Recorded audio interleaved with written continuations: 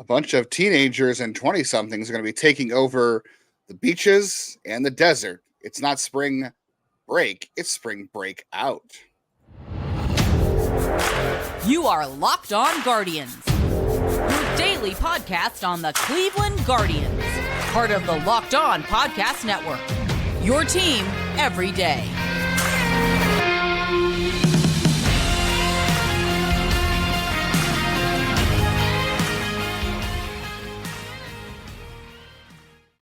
We got the little bar on here for Breakout. Just, bounce the ball off the top and try to knock out the hole. Today's episode is brought to you by FanDuel. Make every moment more. New customers join today and you'll get $150 in bonus bets if your first bet of $5 or more wins. Visit FanDuel.com to get started today. I'm excited to watch the spring breakout game. To be fair, you'll be able to watch some of them, just not the one that is going to matter most to you. Why not? Everyone else has announced their roster and is allowing fans to watch them. Why does Cleveland continue to want to make it as hard as possible to care about young players and to build them up and to promote the team? Like I was joking with someone today and someone's like, "Oh, you're telling me fans don't matter?" I'm like, sometimes it feels like it. This is one of those times where it feels like fans don't matter, that they're guarding national secrets instead of promoting young players and having fun with this. Like, why is this the no fun organization sometimes? Yeah, it's like you're asking to watch and enjoy your young players and promote them. It's like you're asking for the secrets to the nuclear football. Our partners at Locked On Mariners had Jerry DePoto on their podcast this week. Could you imagine what it would be like to ask for Chris Antonetti on this podcast? It would just be a delete, block, you're gone. just imagine. Imagine if we could get anyone from the organization on this podcast. Not even a bullpen coach or a bullpen catcher. Not even the batting practice. It's this weird cone of silence that, like, we are a very pro front office, very pro organizational. We get accused of being shills often, and we're still we're out here. We're too negative, but we're also shills. I don't know. But I'm just saying, from the side of the organization where all these other organizations work with podcasts, work with things, and then there's the Guardians where it's hard, it's hard to do stuff in Arizona. I don't know if you talked about on the show You Were Alone about the difference between the Guardians and the Dodgers, the way they hide player information. It can't help but feel like, maybe we'll get called out and maybe we'll be like, hey, they're just, there was some other reason. But this feels like a classic. We're not letting cameras in our facilities for the Arizona Cleveland versus Cincinnati game.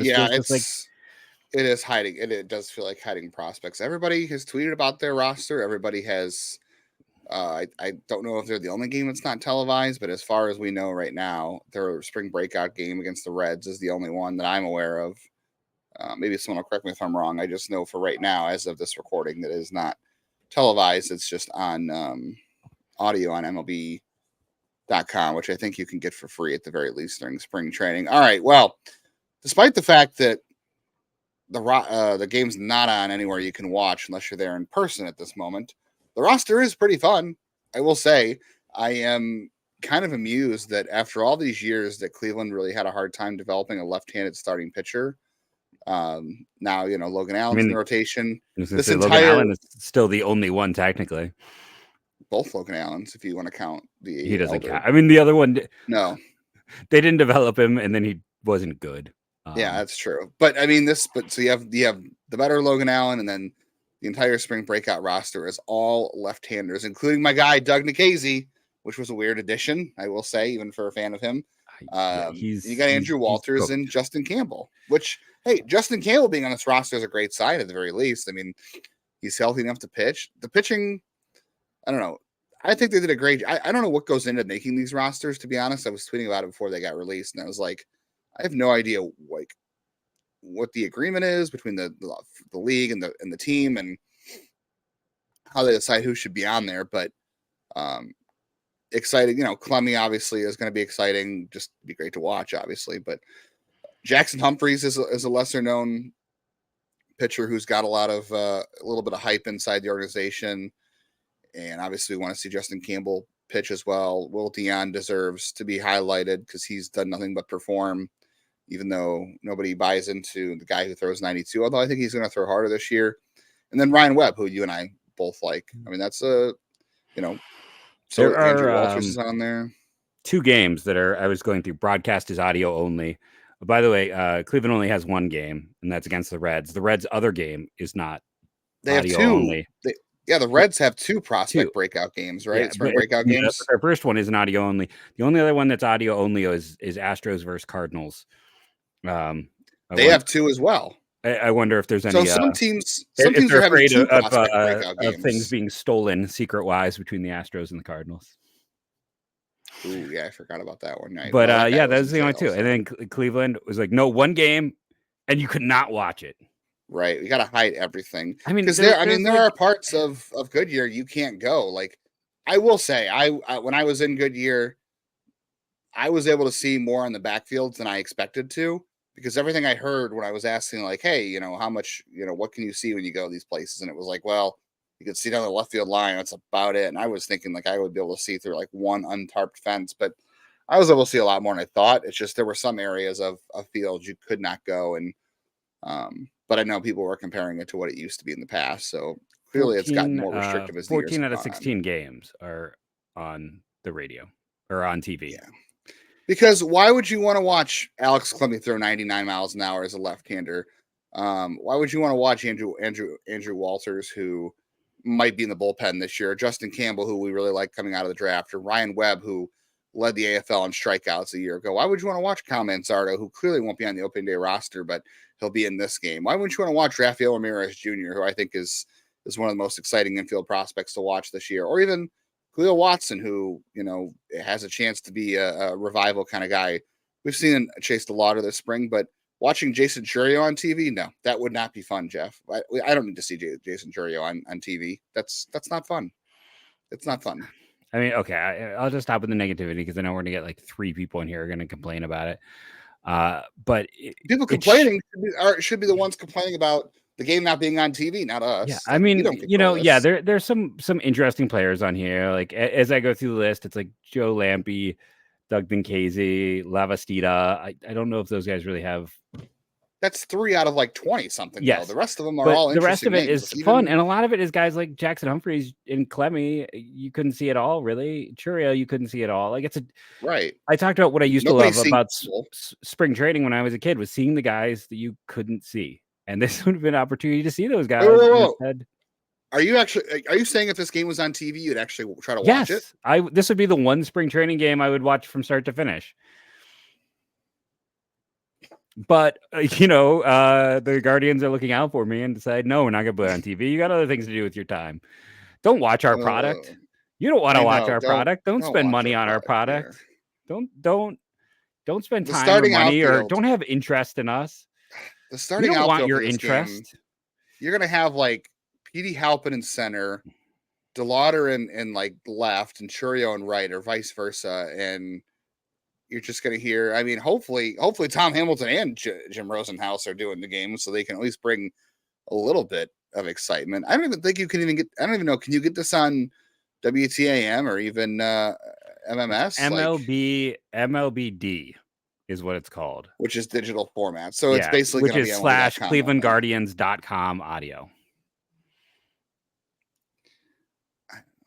This is like, I'm obviously you and I are prospect guys. We are super excited about this game. I think it's a great idea about Major League Baseball. I would like someone to like at least give us a explanation of why this isn't on anywhere we can watch it. Like if you want to say we know why. Yeah, we definitely have guesses. Like, are you going to say, well, we want people to come in person? Well, not everybody can go to spring training. I mean, that would be truly a dumb statement. Yeah. Because spring training games, I don't know. Like, are they? Here's something behind the scenes I have no idea about. Are they free to get in? Do they charge you to go to the game? Spring training, you got to buy tickets. No, I went to the Dodgers game the Friday I was down there against the Guardians. It was $55 for a lawn seat. Jeez. The Cubs. Okay, so I mean, I guess they do want you to go to the games then. Yeah, I guess no matter what happens, the Guardians were the cheapest. I guess there's always, all sports, their preseason stuff costs money. Sorry, I just got distracted by the Cleveland Guardians pictures that they posted today. I had not seen the very interesting photo shoot circa 1994 they had. Yeah, that was really fun. Some of those guys weren't even born yet, maybe. Yeah. Well, they probably were, but yeah, it's a fun roster. I'm excited to at least hear about it at the very least. I'd like to see it, but yeah, I mean, I'm glad Justin Campbell's healthy enough to pitch. I'm glad that Clemmy's in there. Interesting that Ralphie Velasquez is not on the roster because, like, I'm not saying he's in the same stratosphere because Ethan Salas is a very, very unique prospect for the Padres, but like he's an 18-year-old or 17-year-old playing in this game, and it would have been great to see Ralphie in there, but maybe they're, they want to hide. They can't even let him be on the roster or talked about on the radio, let alone him on the roster. Be seen. I thought Joey Cantillo would be on there too, and he wasn't. Yeah, to me, okay, I know we're running out of time. I just want to put one last thing out there. I think that is a sign that Cantillo, they want to make sure he's getting max reps with the team because he's going to be with the team sooner rather than later with the way I've heard. Whereas, Chase is there because you and I have a better chance of making this team than him. Yeah, it definitely sounds like they're impressed with Cantillo. I mean, they're seeing a lot of DeLauder, obviously, which makes a lot of sense for them. And he's to get a fantastic prospect, but I'm just gonna throw it out there again. In the last 4 years, he's played in 200 games. Guy he's yet to face consistent velocity, and he's yet to face consistent secondary offerings.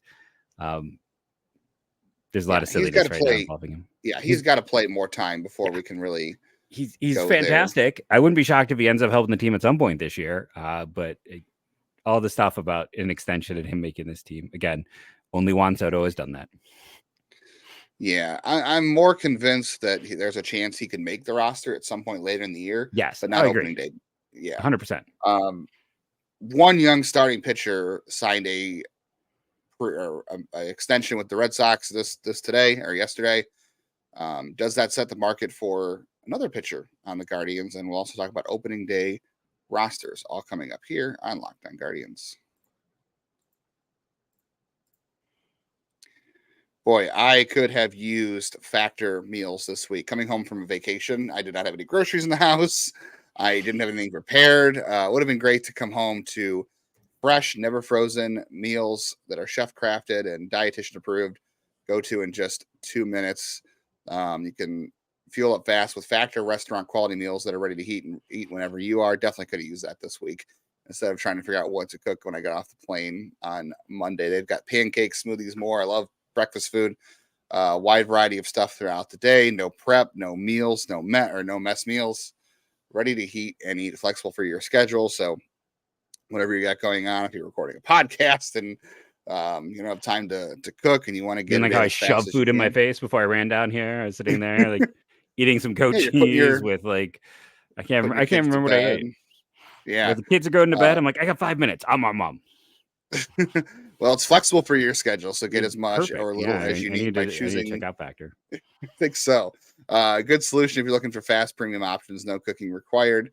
You can do the math. Factor is less expensive than takeout. Every meal is dietitian approved and is delicious and nutritious. So head to factormeals.com/LockedOnMLB50. Use our code LockedOnMLB50 to get 50% off. That's code LockedOnMLB50 at factormeals.com/LockedOnMLB50 to get that 50% off. I am going to be doing that.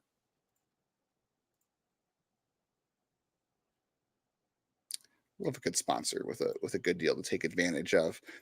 The Guardians will not be able to take advantage of Tanner Bibee because he's got a lot of leverage because of the service time he was able to gain from finishing in the top 2 of Rookie of the Year, which he has well earned. But the Red Sox, Bryan Bello signed a 6-year, $55 million deal as of March 7th. I think it's almost finalized. Anyway, he's 24 years old, and it is about $9 million a year. It was a $21 million option in 2030 at age 30. So these two are the same age. They have roughly the same amount of service time. Red Sox fans probably won't agree because they're Red Sox fans, but I think Tanner Bibee is probably a better pitcher. I would bet more on him. He's also bigger. Bryan Bello is 6'1", 170, so Bibee's a little bit bigger and more built to give you some more innings. This says he's 6'2", 190. I'm thinking he's probably 6'2", 200 now. But the only other guy I can think of, we were trying to decide before the show, like what's a good comp for Bibee, but Spencer Strider signed a 6-year, $75 million deal last year with the Braves. These two are both in his range. I just, it feels like this is the market for Tanner Bibee right now. It's 655 or 675, somewhere in that spot. And I think it's probably closer to 675 if they want to get Bibee locked up beyond his 6 years, because he's going to be a Super 2. So now's the time to get it done. Yeah, that Super 2 is a big part of it. Him getting that full year means you're not going to get the extra. They've lost a year of control already, and he's going to get more expensive quickly. So now is the time. I was talking before. Like, to me, the contract I offer is 6 years, 70. Was it 70 million? And then the 7th year is a $25 million team option with a $5 million buyout. So it's 7 years, 75 at a minimum. And then, which is lines up with Strider's, I believe. And then the option, I just like whole numbers. It comes together nicely that way. When you get to $100 million contract, if you opt in, and the opt in just being a little bit higher, though the cost of the buyout is higher as well. But even if it was like 7 at 72 with like the 20, because I think the option here has got to be somewhere close to 25 million. And if it's like a 72 with a $25 million option, $2 million buyout, I think there's a logic to that. Yeah, I've seen people be like, this team produces pitchers, don't give pitchers extensions. It's like, you got to keep some of them around. You have to keep some. And it's like, did they regret any of the, like Kluber? That's been fine. Like, outside of Jake Westbrook, whose arm kind of fell apart after he signed, but then finally rebounded and they traded him for Kluber. It's like a lot of these extensions have been helpful. Carrasco's extension was helpful to this team. He did 2 of them. Like, having extensions with pitchers, it's like, did everyone forget that most of those young guys, they at least discussed it with, and Kluber and Carrasco got extensions.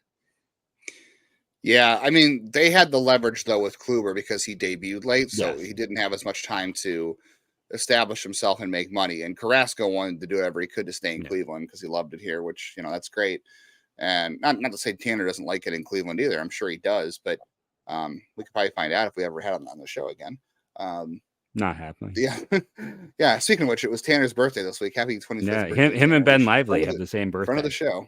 Oh, well, neither of them can come on the podcast anymore, so that's okay. Won't be loud. The Athletic had Bibee at 660. They were doing predictions this week for extensions. 660, I think, comes in a little bit low, and their comp was Hunter Green, who got 6 and 53. Look, if I'm looking at this rotation here, like, Bieber's out the door no matter what. Like, and the only way Bieber's staying next year is if he gets hurt and him and Cleveland agree on like a prove-it deal for one more year. The extension for him in the Athletic piece was $95 million. Yeah, that's not happening. 6 that is years, not happening. I think 95. Yeah. So the only way he's coming back next year is if he gets hurt this year and he comes back on like a prove-it type deal that benefits both parties. And then, McKenzie, they approached him last year about an extension, and then obviously he got hurt. So that tabled things a little bit. And then we know Gavin Williams is rep by the Boris Corp. So that's never happening. Not going to happen. And, count down the days until 2026 or 2027 before they trade him. And then it's not time with Logan Allen just yet, but if there's one guy, even that aside, like I would even if Gavin would sign, I would still pick Bibee because this is the guy you want leading your rotation for the next next decade, really, if you can. He's got the clean injury history. The mechanics are repeatable. The stuff is good. He has the work ethic. He has the demeanor, the makeup, all that stuff. Coach's son. Everything you want in a leader of a pitching staff and the face of your pitching factory for the next several years. That's the guy I want the extension with, no matter what. No matter what happened last season, whether he, got that extra year of control or not. Even if he didn't, even if Cleveland had more leverage, like I would still say, get the extension done because this is the guy you want doing, especially because, if Bieber goes and you don't know what's going to happen with McKenzie and you're going to trade Williams at some point and Logan Allen's not a sure thing, and you don't have him in the system that's coming up. Like, don't know what's going to happen with Espino. you don't really know for sure on Cantillo just yet. And then you've got a bunch of guys like, Campbell, and we talked about Humphreys and Carver. We like all those guys, but Bibee is a sure thing, I think, as close as you're going to get for a pitcher. Yeah, the Bieber one I confirmed, 5 years, $95 million was what they said the estimate would be. And the one thing to go back to the Athletic, because it is interesting what they're doing here.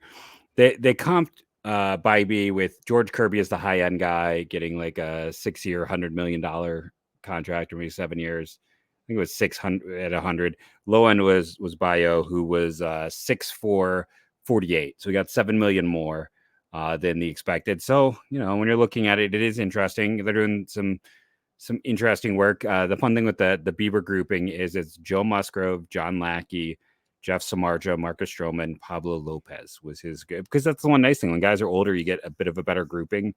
So it's interesting in that regard, but yeah, it's you're not.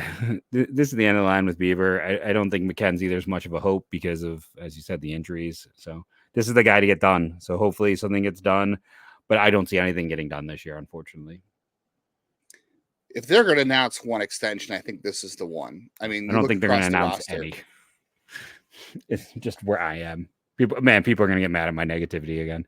Yeah, sorry. I think it's a coin flip. I mean, okay, Bo Naylor is the other one, but I think it's probably too soon. Yeah. Even though you and I both had said before that it would be great to do it now. I would be approaching Bo. I would be approaching Tanner. I'd be approaching both those guys right now. Because Gavin Williams isn't going to work. Yeah, I'm fine running out the string with Manzardo because first base. It's a first base profile. It's first base, and it's like CJ Cron was good for a lot of years and was bouncing from job to job because no one wants to pay a first baseman. Like Manzardo, just let him play, let him hit, let him up, and don't. Or you could extend Chase DeLauder because that's how he's going to get on the opening day roster. Again, speaking 200 games in 4 years. That's counting the AFL and that's counting Cape Cod. If anybody has, it's 123 games in the last 4 years total. That's all of college. If anybody has a good chance of getting an extension, it's definitely Bibee, but he has all the leverage. So we'll see how that goes. Yeah. We'll cross our fingers and hope they have him locked up here coming soon. Coming up, we're going to talk a little more about the opening day roster. I know a lot of people have asked about who we think is going to be on the opening day roster. We're 3 weeks away, so good time to go out there and kind of predict what we think is going to happen coming up on opening day 3 weeks from now. So stay tuned for that.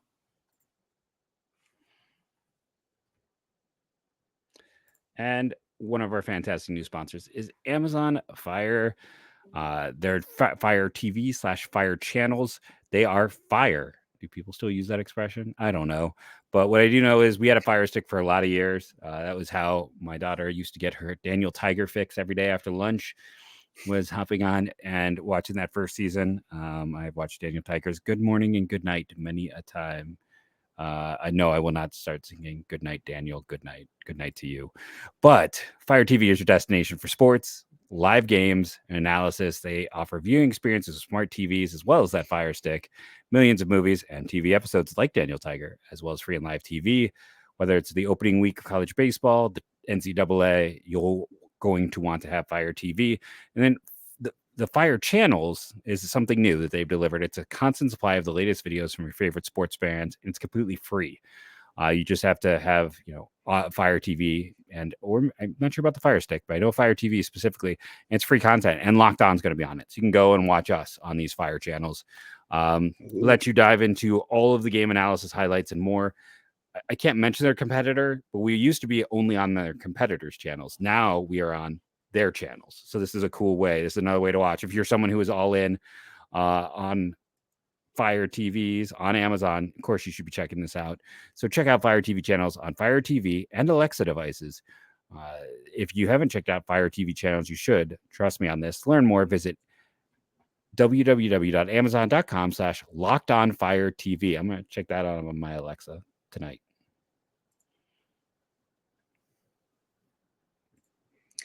All right, opening day, 3 weeks away, and most beautiful ballpark of all time, the Coliseum.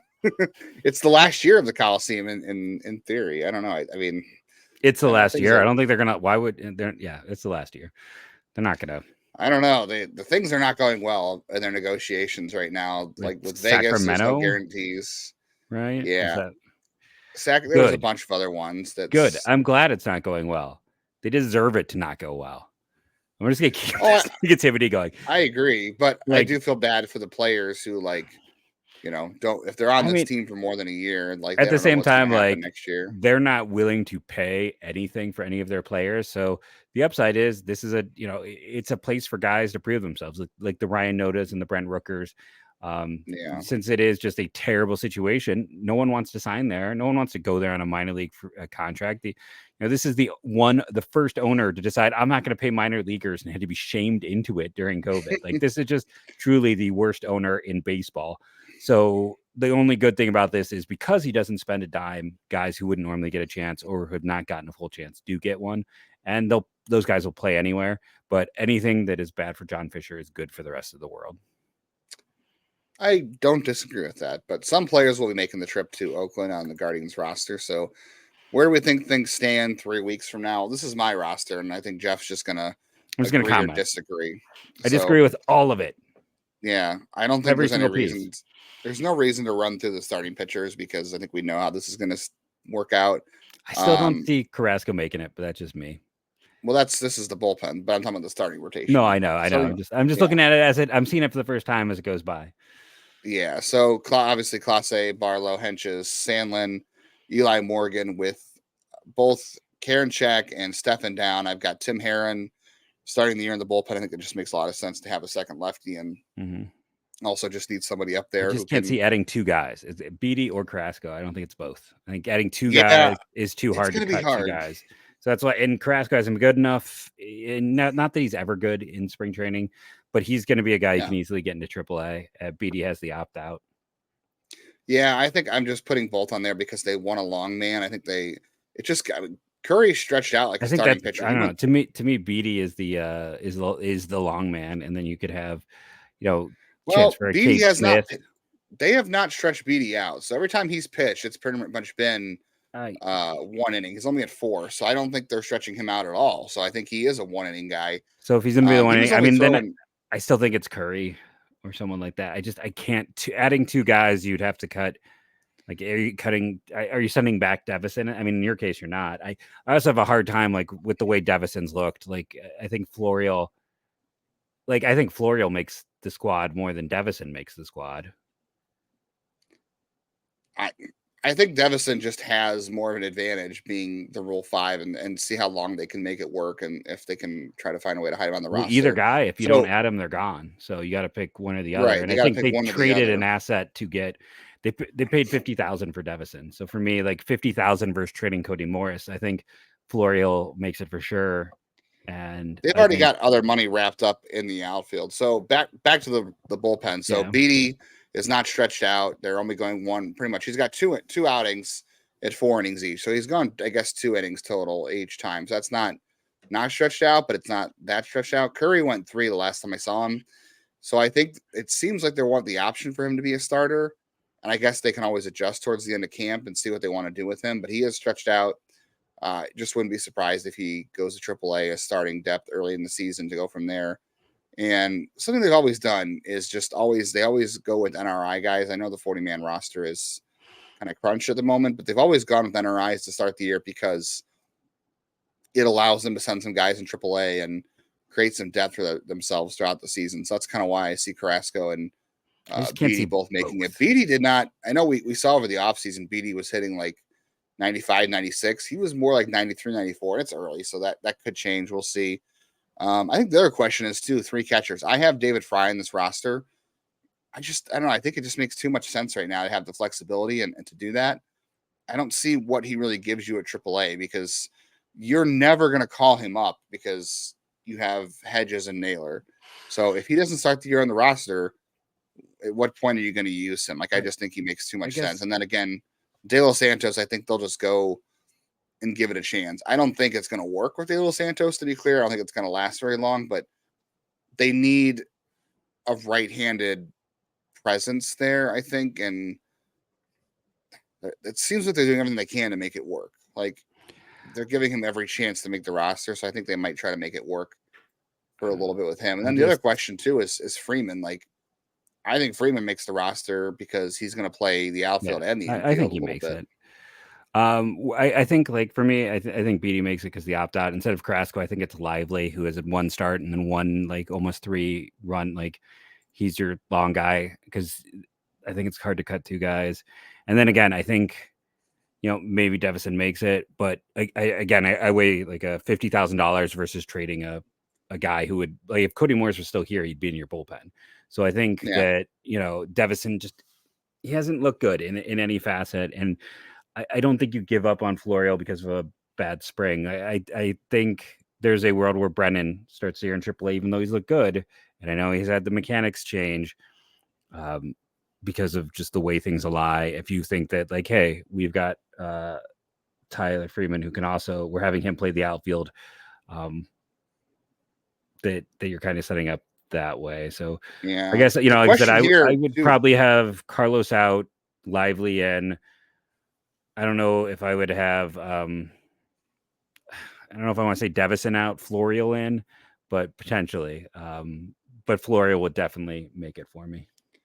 Speaking of Lively, by the way, we thought he came into the year with an option. It sounds like he doesn't have an option anymore. He doesn't have one listed on FanGraphs, and the Guardians 40-man roster also shows him with no option. So I think he's they paid him almost $1 million. Yeah, I could see Lively just because he's already on the 40 for sure. The thing with the outfield is, like, you already have Quan and Straw, are making it because of money. And obviously Quan deserves it. And then you have Laureano, who is also having a great camp, by the way. And he also is money. I just think they still believe in Will Brennan quite a bit. So I don't know. I mean, I know you traded something for Estevan Florial, so you may be right, I think. But it's just, that's more left-handed heavy, and it's left-handed heavy if you keep Brennan too, right? Like, no matter what you do. Well, not if you don't keep Florial too. That's why I have De Los Santos here. This is just, I don't know. I'm not saying this is what I would do. I also had Arias winning the shortstop battle. Not what I would do, but that's kind of where things stand. No, I think the thing we can settle on is, like, I don't know, 22 out of 24 spots are pretty well handled. And it just the last bullpen spot, and then Florial, De Los Santos, and then the bench. Next week we have our prospect draft. We'll have more talk of after another big weekend in college baseball, and some more position reviews. So make sure you are tuning in, joining us as we have some fun discussing, at least what is coming up for the Cleveland Guardians. Big college weekend. Huge college weekend. A lot of fun games. We'll have a lot to talk about on Monday. Thank you for joining us, and go Guardians, go.